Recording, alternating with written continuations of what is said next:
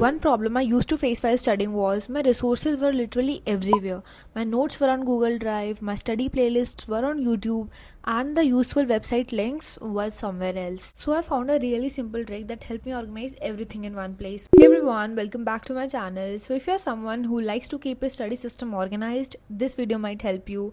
Today, I'm going to show you how I organize my study resources, important links using a tool called GetQR. It's honestly one of the easiest way I've found to keep everything accessible in just seconds. So the first thing I do is collect all my important study resources. This includes my Google Drive notes, important PDFs or reference websites, and my study playlist.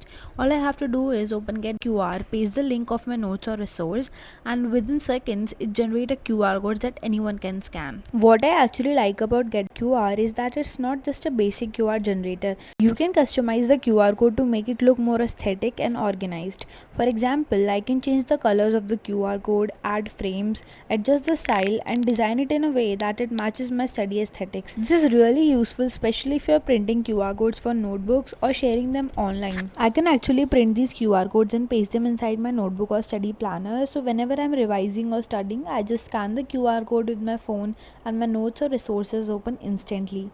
Another thing that I really like about GetQR is that you can create QR codes for many different types of things. For an example, you can generate QR codes for websites, study PDFs or documents, Google Drive folders, YouTube playlists, social media profiles, even useful tools or websites like ChatGPT that you frequently use for studying.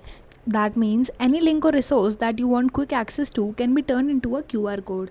So basically, with the help of GetQR, you can generate QR codes in seconds, convert links, documents, resources into QR codes, customize the design and colors, and use them to organize or share multiple links easily. So if you also want to organize your study resources or share your links in a smarter way, you can check out GetQR. I've added the link in the description, and I'll meet you in the next video.